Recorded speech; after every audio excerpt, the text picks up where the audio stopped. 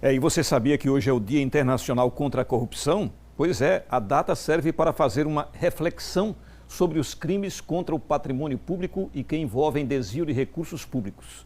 Sobre o assunto, eu vou conversar agora via Skype com a Procuradora da República, doutora Eunice Dantas. Boa noite, doutora Eunice, muito obrigado por atender o nosso convite aqui no Jornal do Estado, nessa entrevista. A corrupção é um tema, não é? É uma doença, podemos assim dizer, que difícil de acabar, não é? Mas com a atuação aqui do Ministério Público Federal, a situação vai melhorar, se Deus quiser. Então eu pergunto para a senhora, inicialmente, quantos processos foram abertos aqui em Sergipe, não é? E o que o Ministério Público Federal pode dizer sobre esse tema, esses processos que envolvem corrupção? Boa noite, Gilvão. Um prazer estar aqui novamente na TV Atalaia. No Ministério Público Federal, aqui no estado de Sergipe, nós temos um grupo de combate à corrupção, formado por 3 procuradores. Esse grupo já existe desde o ano 2009, a gente tem procurado sempre se especializar, fazer cursos, avançar, descobrir novas técnicas de investigação, porque a corrupção ela também vai avançando nas técnicas, né? E à medida que eles vão aprimorando os esquemas de corrupção, a gente também tem que aprimorar as investigações. É isso que a gente tem feito, a gente tem inúmeros processos, é difícil precisar assim, a quantidade de processos de corrupção que nós temos aqui, porque nós trabalhamos com todos aqueles casos que envolvem agentes públicos federais ou recursos públicos federais envolvidos no desvio. E essa é a parte que é atribuição do Ministério Público Federal. Doutora Eunice, vamos voltar um pouquinho ao passado. Claro e evidente que a senhora lembra disso. Aqui em Sergipe houve um caso crônico, não é, de corrupção, foi icônico esse caso. Mas todos os acusados do escândalo de corrupção, aquele escândalo da DESO, denunciado pela Operação Navalha, sim, a famosa Operação Navalha da PF, da Polícia Federal, acabaram inocentados. Esse pessoal acabou sendo inocentado. Diante desse fato, eu pergunto para a senhora, vale a pena combater a corrupção aqui em Sergipe? Eu acho que sempre vale. A corrupção sempre vale combater, porque a corrupção é um mal, ele é um câncer, e a corrupção ela prejudica todos os setores do país. Ela prejudica a democracia, ela prejudica a economia, prejudica o meio ambiente, prejudica políticas sociais. Então, apesar de alguns casos a gente ter sucessos, mas a gente não pode desistir. A gente sabe aquela questão ali envolvendo aqueles recursos da DESO, decretaram uma nulidade que, no entender do Ministério Público, não havia, era inexistente. Normalmente, a gente vê, infelizmente, a gente vê ocorrer muito isso com a Justiça, aqueles casos que a gente vê que são escandalosos e eles acabam numa nulidade cavada naquele momento, que uma nulidade processual que não existiam, e a partir daquele momento, que envolve pessoas grandes, se criou essa nulidade, deviam ter feito um procedimento que não foi feito, quando nunca existiu. Isso aconteceu com a Navalha, isso aconteceu com o escândalo das verbas de subversão, mas a gente continua trabalhando, continua aprimorando, e a gente espera, sim, que um dia a gente consiga ter um país melhor para todo mundo, com menos corrupção.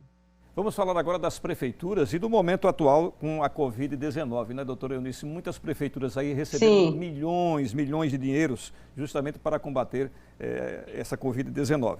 O Ministério Público Federal aqui em Sergipe tem fiscalizado a aplicação desses recursos, porque, se eu não me engano, também há denúncias de casos de corrupção com essas verbas, né? É um assunto que, inclusive, está em moda aí agora, não é? Sim, Gilvan, desde o início foi criado um grupo que participou o Ministério Público Federal, a Controladoria Geral da União e a Polícia Federal.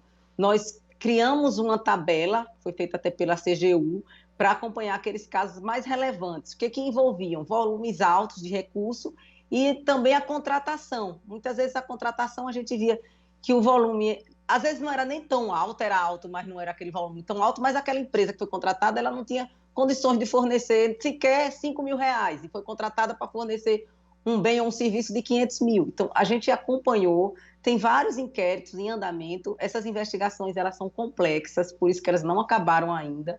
Quase todas demandaram quebras de sigilo bancário, fiscal, alguns quebras de sigilo telefônico, como foi o caso da investigação do Hospital de Campanha. Então, nós ainda estamos na fase de analisar essa documentação, para depois chegar à conclusão assim, se os fatos que ocorreram, os desvios que ocorreram e quem foram os responsáveis. Doutora Eunice, quantas prefeituras, a senhora podia enumerar quantas prefeituras estão nessa situação? Gilvan, é complicado porque, assim, não ficam só na minha responsabilidade, né? Como eu falei, são 3 pessoas, nós estamos 3 pessoas que atuam nesse caso. Ainda nós temos as Procuradorias das Repúblicas no município de Propriá e de Lagarto, que elas funcionam com um procurador responsável. Então, é muito difícil, assim, você agora, sem acesso ao sistema de informática, lógico que a gente tem isso fácil com o sistema de informática, mas sem esses dados agora nós não temos. Eu que acompanho de perto desvios no município de Aracaju, no município de Cristinápolis, mas existem outros. Houve também investigação em relação ao hospital de campanha que foi movido no município, foi instalado no município de Nossa Senhora do Socorro. Então, existem outros casos que outros colegas estão apurando também. E sempre com a parceria da Polícia Federal e da Controladoria Geral da União. Doutora Eunice, esse dinheiro foi recuperado justamente dos casos de corrupção investigados pelo Ministério Público? Esses casos da Covid ainda não. Ainda não. Agora, vários casos de recursos que foram recuperados, quando começou a pandemia, alguns recursos desses, não só de corrupção, como também de multas penais, eles estavam à disposição da Justiça e, assim, foi noticiado na época pela imprensa, esses valores foram todos destinados às ações do combate à Covid. Agora, em relação especificamente a recursos agora da Covid, não, porque, como eu disse, as investigações ainda estão em curso, a gente ainda está apurando responsabilidade. Uma questão também que a gente tem que levar atenção nesses casos de corrupção, que não veio só do gestor público. O que aconteceu também é que muitas empresas, elas utilizaram de má fé, como a legislação destinada à Covid permitiu o pagamento antecipado, que não se permitia antes. Então, o que aconteceu? Muitas empresas receberam pagamento e não entregaram o bem ou serviço que havia se comprometido. Muitas empresas aproveitaram do momento de urgência e se habilitaram para fornecer bens ou serviços que elas não tinham como fornecer.